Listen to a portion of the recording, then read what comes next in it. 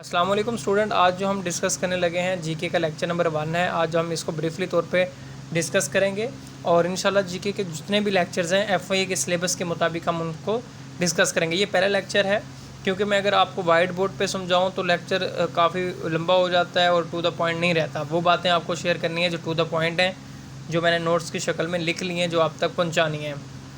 आज का जो हमारा लेक्चर है वो सिंपल मैप पे होगा। ठीक है, ये एफआई ने सिलेबस गिवन की है जिसमें आज हम ब्रीफली तौर पे पहले लेक्चर को डिस्कस करते हैं। देखें स्टूडेंट, सबसे पहले हमारे पास होता है जो हमारे पास अर्थ है। ये जो मैंने बनाई है ये क्या है? अर्थ, ज़मीन। जीके के अंदर डिस्कस कर रहे हैं हम, ठीक है, जियोग्राफी। ठीक है, तो जो हमारे पास साइंटिफिक नेम है अर्थ का वो जियोड है। इसी तरह हमारे पास जिस तरह साइंटिफिक नेम अर्थ का है, इसी तरह अर्थ के अंदर रहने वाले जो इंसान हैं उनका भी तो साइंटिफिक नेम होगा, तो उसका है होमोस्पैन। ठीक है, उसका नेम क्या है? होमोस्पैन। अच्छा, अब हम इस लेक्चर में जो जो चीज़ें डिस्कस करने वाले हैं वो ये हैं, वो चीज़ें। अब हम इसमें क्या क्या डिस्कस करेंगे? हम इसमें लॉन्गिट्यूड डिस्कस करेंगे, latitude, western hemisphere, western eastern hemisphere, south hemisphere, northern hemisphere, international timeline, international date line. हम इन चीज़ों को जो है आज के लेक्चर में ब्रीफली तौर पर डिस्कस करेंगे। ये लेक्चर नंबर 1 होगा हमारा। ठीक है स्टूडेंट्स। अच्छा, सबसे पहले हम डिस्कस करेंगे लॉन्गिट्यूड को। देखें, ये आपने क्या करना है, सबसे पहले हमने मैप बनाया। मैप बनाने के बाद हमने क्या किया कि हमने ये लाइन ड्रॉ की। ये जो लाइन है 0 डिग्री जिसको आप देख रहे हैं, ये हमारे पास बेसिकली लॉन्गिट्यूड है। ठीक है, ये वैसे मैप पे तो नहीं होती, ये हमने फर्जी बनाई है। ठीक है, 0 डिग्री। ठीक है, ये हमारे पास लॉन्गिट्यूड है। अच्छा, लॉन्गिट्यूड को हम किस लिए यूज़ करते हैं? लॉन्गिट्यूड को हम इसलिए इस्तेमाल करते हैं, जो हमने लाइन ड्रा की है डिस्टेंस और टाइम कैलकुलेट करने के लिए। डिस्टेंस और टाइम कैलकुलेट करने के लिए जो है हम इसको लॉन्गिट्यूड को जो है हम इस्तेमाल करते हैं, यूज़ करते हैं लॉन्गिट्यूड का। लॉन्गिट्यूड का जो सेकंड नाम है वो प्राइम मेडिरियन जो है, इसका जो है प्राइम मेडिरियन लाइन जो है वो इसका सेकंड नाम है। ठीक है, ये इसका जो है वो सेकंड नाम है। अच्छा, ये इसका प्राइम मेडिरियन इसका कैसे वो हुआ मैं आपको बताऊं कि 1884 में इंटरनेशनल मेडिटेरियन कॉन्फ्रेंस होती है वाशिंगटन डीसी में। वाशिंगटन डीसी यूएसए का कैपिटल है और टोटल 22 कंट्री जो है उसमें शिरकत करते हैं, पार्टिसिपेट करते हैं। 2 मेन पार्टीज़ होती हैं इसमें, एक होती है इंग्लैंड और एक होती है फ्रांस। ठीक है, इंग्लैंड के जो पार्टीज़ के मेंबर्स होते हैं, जो कंट्रीज़ हैं, इंग्लैंड को 18 कंट्री वोट देते हैं और फ्रांस को 4 कंट्रीज़ देते हैं। वो किस बेस पे कि ये जो लाइन है वो ड्रा की जाए इंग्लैंड की जानिब, ना कि फ्रांस की जानिब। तो इसी वजह से यहाँ से जो है ये लाइन ड्रा कर दी जाती है। ठीक है, और उसके बाद इंटरनेशनल जो डेट लाइन है वो हमारे पास ये ड्रा की जाती है इसके बाद लॉन्गिट्यूड वाली ये के साथ। ये आप जो देख रहे हैं ये जो जजीरे, ये किसके बाद दी जाती है? जब 1884 में जो है मीटिंग हो चुकी होती है।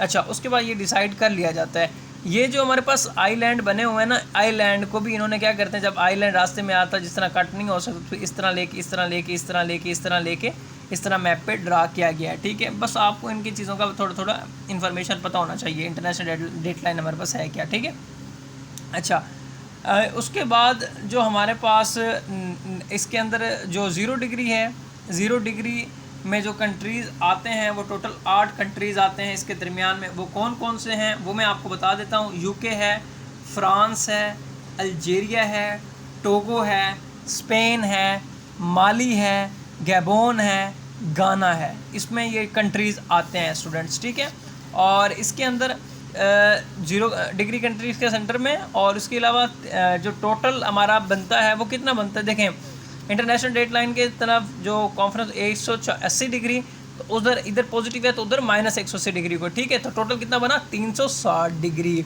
ठीक है, तो ज़ाहिर सी बात है लॉन्गिट्यूड किसके लिए था? टाइम कैलकुलेट करने के लिए। ठीक है, तो आप किस तरह से कर सकते हैं वो मैं आपको बता सकता हूँ। देखें स्टूडेंट्स, आपने टाइम कैलकुलेट किस तरह करना है? 360 डिग्री। ठीक है, और उसको किस पे डिवाइड करना है? एक दिन में कितने वो होते हैं? 24। ठीक है, तो 24 घंटों पे आपने उसको डिवाइड कर देना। एक्चुअल जो डे होता है ना वो मैं आपको बताऊँ कितना होता है, ये आज आप अपने नोटिस में बिठा लें, नोट कर लें। एक्चुअली डे जो होता है हमारा वो होता है 23 घंटे 56 मिनट 4 सेकंड का। कितना? 56 मिनट 4 सेकंड का हमारे पास जो है वो डे बनता है, जो हमारे पास एक्चुअल डे होता है। अच्छा, उसके बाद हमारे पास आ जाता है 360 को जो हम 24 पे करेंगे तो 15 डिग्री बनेगा, तो 1 घंटे में हमारा कितना बना, 15 डिग्री। ठीक है, तो ये हमारा जो 1 डिग्री बना, ये हमारा कितना बना, 15 घंटे में, 1 घंटे में सॉरी। तो 1 डिग्री जो बनेगा वो किस पे, 60 मिनट पे। तो 1 डिग्री का 60 मिनट पे कितना बनेगा, 60 मिनट पे हम तकसीम करेंगे तो वो बनेगा 4 मिनट। ठीक है, कितना, 15 को 60 पे देंगे, क्योंकि 1 डिग्री में कितने, 1 घंटे में कितने थे, 15 तो डिग्री था, 15 को 60 पे 4 मिनट हमारे पास जो है वो एक्चुअल बन जाएगा। तो 23 घंटे 56 मिनट 4 सेकंड जो है वो हमारे पास एक्चुअल डे होता है दिन का। अक्सर आपने देखा होगा GMT, ग्रीन मीन टाइम, ठीक है ना। तो ये हमारे पास ग्रीनविच मीन टाइम जो होता है GMT, इसमें +4 लिखा होता है और कभी +5 लिखा होता है, कभी -4 लिखा होता है, कभी -5 लिखा होता है। बेसिकली ये हमारा कंट्री वाइज सिस्टम होता है, यानी कि अगर ये जो इंटरनेशनल डेट लाइन है, इस साइड पे जो आइलैंड होंगे, कंट्रीज़ होंगे, उसका 20+ होगा, इस साइड पे जो होंगे उसका माइनस होगा। ठीक है, तो ये किस तरह से फार्मूला अप्लाई होगा वो मैं आपको बता देता हूँ। ठीक है, इसी तरह जैसे फार्मूला अप्लाई होगा, देखें, डिस्टेंस मालूम करते हुए, GMT मालूम करते हुए, सेम जिस तरह हमने ऊपर हमने की है। अच्छा, एक चीज़ पे मैं ऐड कर दूं जो कि MCQs भी है।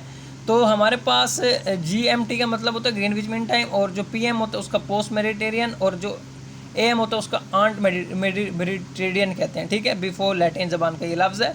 ठीक है, अच्छा, 0 डिग्री से 1 डिग्री तक का जो फासला है ना स्टूडेंट्स, वो कितना है, उसकी जो मूवमेंट का फासला है 0 डिग्री से 1 डिग्री तक, वो है 113, यानी 3 to 1 किलोमीटर। ठीक है, ये हमारे पास जो है इसका एक्चुअल वे बनता है। ठीक है, अब यहाँ पे -4 है, तो आप इसको डिवाइड करते जाएं। अगर घंटे है तो घंटे पे डिवाइड करें, मिनट है तो मिनट पे डिवाइड करें, तो आपको टाइम जो है वो कैलकुलेट होता जाएगा। अगर आपको सिटीज़ का डिस्टेंस पता है, कंट्रीज़ का डिस्टेंस पता है।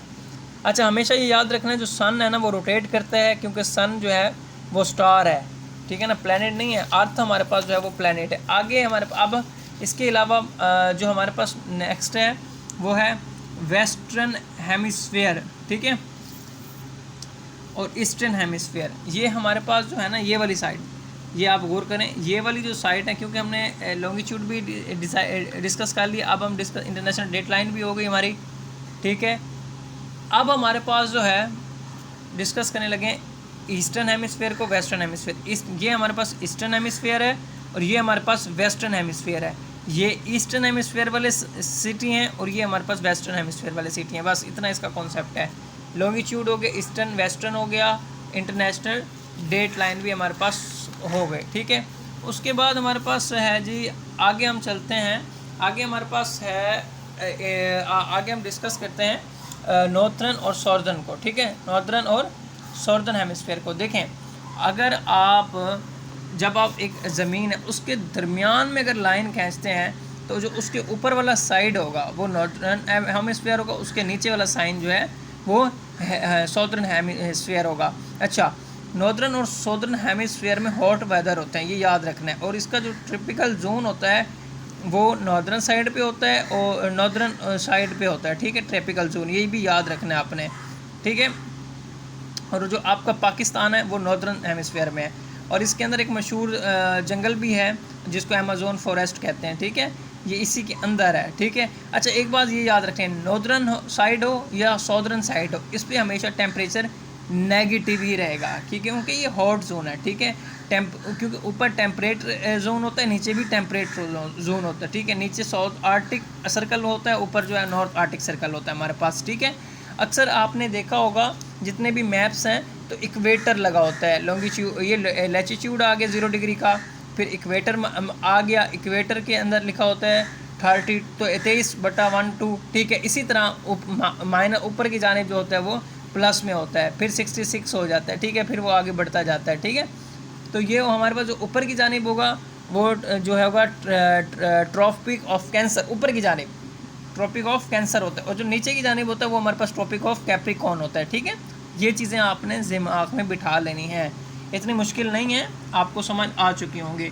अच्छा, इसके अलावा थोड़ा सा मैं और डिस्कस कर लेता हूँ सर्कल के हवाले से, डायरेक्शन के हवाले से। अक्सर बच्चे भूल जाते हैं, उनको पढ़ना नहीं आता, लेकिन हमेशा जो आपकी डायरेक्शन होती है ना, वो हमेशा नॉर्थ साउथ वेस्ट ईस्ट की जानिब होती है। यानी कि आप क्या पढ़ेंगे, आप नॉर्थ से ईस्ट की जानिब जाएंगे, नॉर्थ ईस्ट बोलेंगे, उसके बाद नॉर्थ से वेस्ट की जानिब यानी कि नॉर्थ वेस्ट बोलेंगे। ये नहीं बोलेंगे कि ईस्ट नॉर्थ वेस्ट नॉर्थ, नहीं, ये गलत होगा।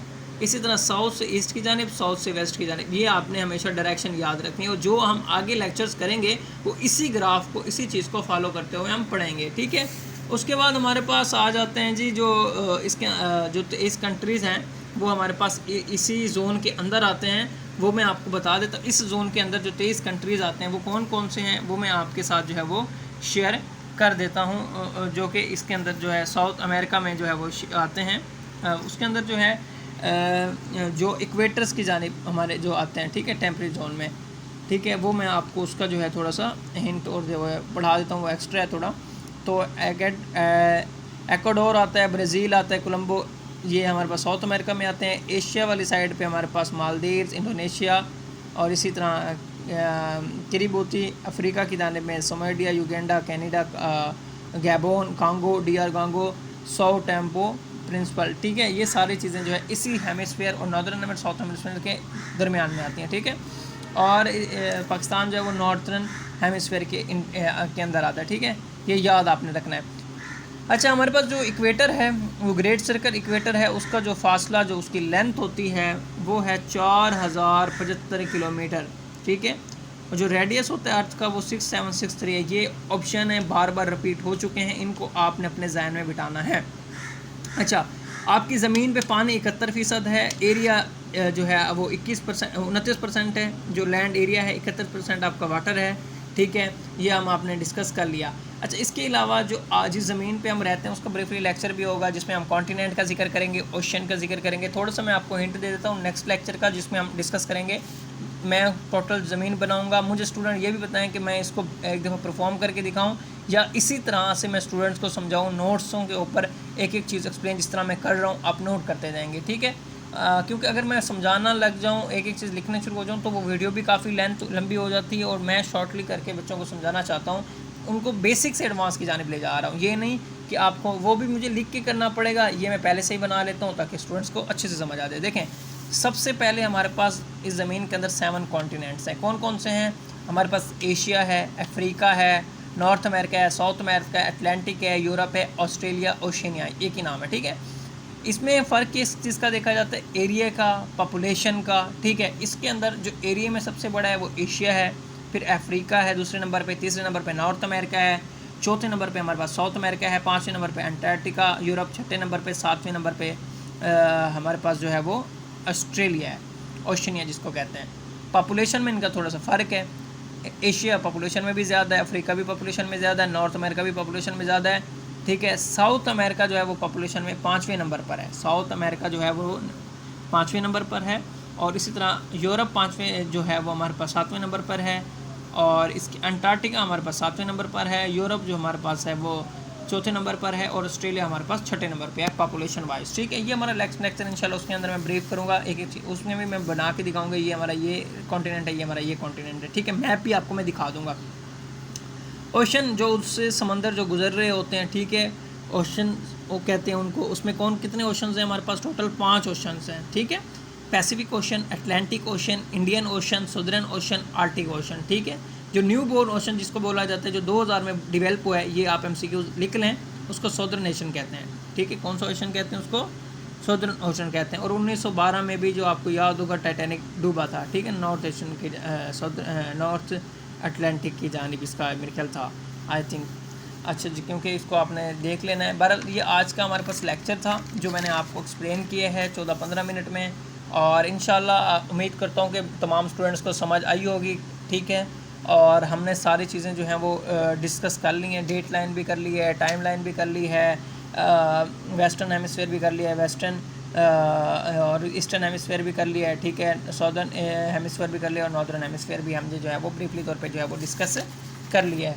और अगर किसी ने कोई सवाल पूछना हो, कोई बात पूछनी हो, तो वो मुझसे रब्ता कर सकता है, नीचे कमेंट्स कर सकते हैं कि सर आप जो है अच्छे से हमें बताएं, समझाएं। थोड़ा मैंने हाथ में मोबाइल पकड़ा हुआ है, इसके लिए मैं माजरत करता हूँ तमाम स्टूडेंट्स से, ठीक है। और जो बच्चे जूम पे मीटिंग लेते हैं उनके लिए तो मसला नहीं होता, तो वो सवाल भी उसके अंदर पूछ लेते हैं। सर ये चीज़ समझ नहीं आ रही तो ये किस तरह होगा, लेकिन खैर इंशाल्लाह इसमें भी आपको समझ आ जाएगी। जो चीज़ आपको समझ नहीं आती तो आप काइंडली पूछ लें। अपना ख्याल रखिएगा और इंशाल्लाह डेली की डेली जो है आपको वीडियो मिलती जाएगी इस यूट्यूब चैनल पे। अल्लाह हाफ़िज़, अल्लाह निगहबान।